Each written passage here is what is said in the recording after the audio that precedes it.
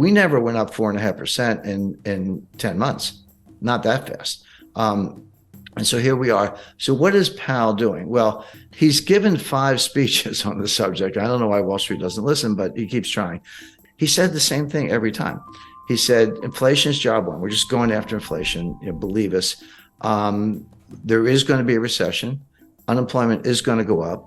There's going to be pain. I've never heard a Fed chairman use the word pain. He used it 5 times in one paragraph in the Jackson Hole speech.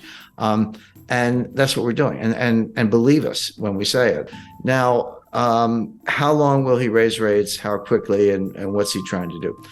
Powell is trying to get to something that he calls the terminal rate. But the definition of the terminal rate is it's a rate that's high enough to cause inflation to come down on its own without further hikes. So we'll get to a level, and then inflation is coming down, by the way. And in the last 5 months, it's gone from, in the U.S., it's gone from about 9% to 8.7, 8.2, 7.4, 7.1. So it is coming down. Having said that, the target is 2%, and 7.1 is still a far cry from 2. So he's not there, but he's making progress. Now, so here's I hate to use the word conundrum, but it kind of is. Wall Street's saying, you're done. You did it. Mission accomplished. Inflation is coming down. You got what you wanted. Give it time. Stop raising rates. You're going to kill the economy. But the Fed is saying, well, we actually don't know. We can't untangle it. Yes, inflation is coming down. That's objective. But is it coming down because we're still raising rates? Or is it coming down because we're at the terminal rate? Those are 2 different things. And right now, and this is what Powell's been saying, the Fed leans to the view that they're not at the terminal rate, that inflation is coming down because they're raising rates. They have not achieved the terminal rate. So my expectation is the Fed will raise interest rates 50 basis points on February 1st, and then probably 25 basis points in March. March 22nd is the Fed meeting after that. So those 75 plus the 450 we have now, that'll get you to 5.25. And even the more hawkish members think that that's probably the terminal rate.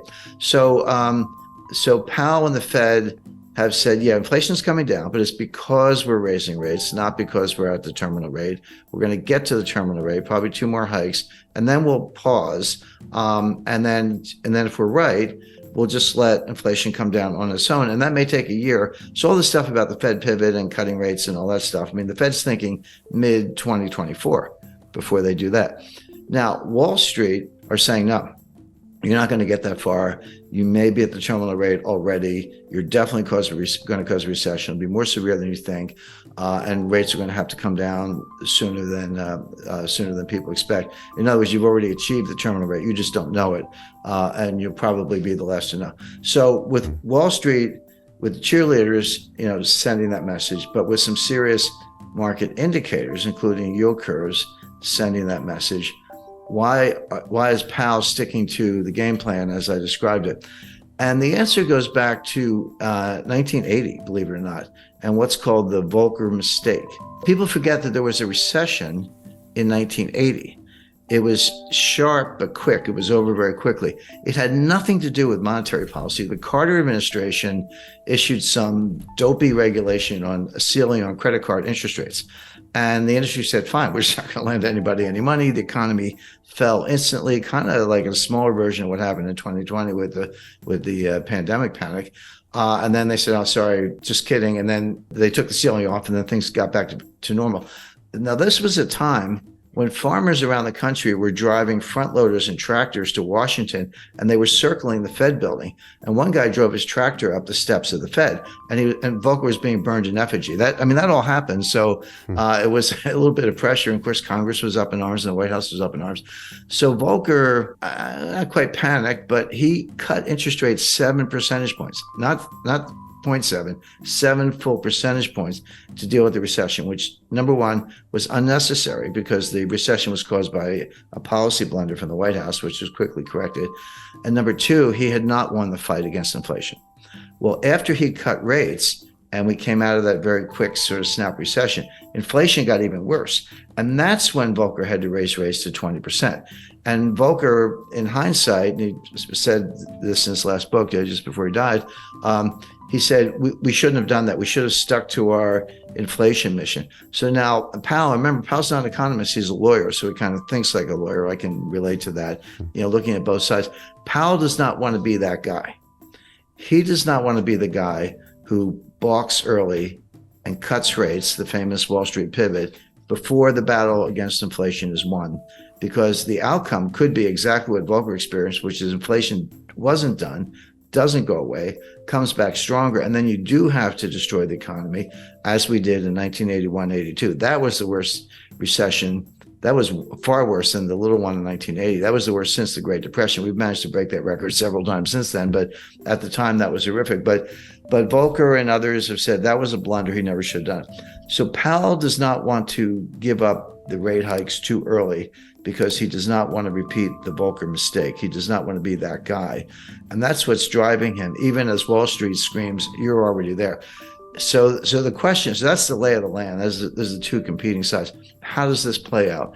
In my view, Powell probably is there. He probably is at something like a terminal rate. He probably doesn't have to raise interest rates anymore. He doesn't believe that himself. His models tell him otherwise because they're relying on the Phillips curve, which is junk science. I mean, the last time I looked at a Phillips curve, it was flat. At least where I went to school, curve was curved. This thing is flat. There is no correlation between unemployment and inflation. There just isn't. But the Fed thinks there is. So I always tell people, don't. If you want to forecast Fed policy and understand the Fed, don't think like a rational person. You have to think like the Fed. You have to get inside their heads or else you're going to get it wrong. So they're looking at unemployment, which is the lowest. The unemployment rate is the lowest since 1969. Well, if you believe in the Phillips curve, then that's a sure sign of inflation. As I say, even though it's coming down, it's still pretty high. So they think they have to keep fighting this fight. But here's what they're missing. Here's where it all falls down. Yeah, inflation as measured, CPI, PPI, personal consumption expenditure, core, non-core, year over year. There are like 20 different ways to measure it. It is coming down, but there are two sources of inflation. And it's going to sound obvious, but you got to separate them: the supply side and the demand side. They both result in price increases, but they have completely different dynamics. Supply side inflation is what we're seeing. It's what we saw in 1974 with the Arab oil embargo during the Arab-Israeli war when they cut us off from oil. And, you had to line up for gasoline. I lived through that. Bare shelves, and you couldn't get certain things. It wasn't that every supermarket shelf was bare the way it was in East Germany in the 1950s, but something was always missing. And that's still the case today. So, of course, prices went up and, people were trying to pay whatever they had to get what they needed. And energy prices were a big driver of that. So that feeds through as a form of inflation. The other kind of inflation is from the demand side. So the supply side is called a cost push. Costs go up and they push it onto the consumers. The other kind is from the demand side. It's called demand pull. And basically consumers have a change in mentality. They're worried about inflation. They would say, hey, I was thinking about buying a refrigerator. Gee, I better go buy it today because if I wait for 6 months, the price is going to go up. Or apply that to anything, a new dress, new suit of clothes, whatever. And so you're pulling demand forward and it's behavioral. And that will also drive prices up. But they're very different things. Now, cost push can morph into demand pull. That's what happened in the 70s. It started from the supply side. But by the late 70s, 80s, and Volcker, which we've just been talking about, it had tipped over into the demand side. That hasn't happened yet. We've had the supply side inflation, the cost push.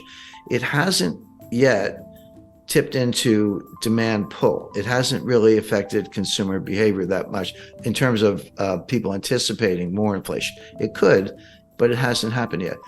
Here's why that's an important distinction. Cost push inflation negates itself. The old saying that the cure for high oil prices is high oil prices because people can't afford it. Maybe if demand is inelastic, if you got to fill up your Ford F-150 truck with gasoline to take the kids to school or go to work. But if you're unemployed, you're not buying any gas because you're not leaving the house. So it tends to negate itself, whereas demand pull feeds on itself. Powell has not made that distinction. And if I'm right, I think I am right, and the evidence backs that up, this inflation will come down, not because the Fed is raising interest rates, but because higher prices destroy demand all on their own. If I used to pay $75 to fill up my truck with gas, and now I have to pay $150, which is about right, I'll do it because I got to get to work. But that's $75 I'm not going to spend on something else. I'm not going to go out for dinner. I'm not going to go to a show, a concert, or buy a new camera, whatever it might be. So it does tend to depress demand, destroy demand, and hurt the economy. And then it slows down, and then the inflation comes down on its own. That appears to be happening. But Powell hasn't really made the distinction. He's fighting the last war. I hate to use a cliche, but he's fighting the Volcker War. And what he's got looks a little bit more like the Herbert Hoover War. That looks a little bit more like the 1930s than the 1970s. So the bottom line on all this is the Fed is going to raise rates at least twice more for the reasons I mentioned. Powell doesn't want to repeat the Volcker mistake. He thinks the battle's not won. He has to get to the terminal rate. In reality, he's probably already there, if there is such a thing as a terminal rate. It's another one of these things they made up. Inflation is coming down, and so will probably continue, but for really bad reasons.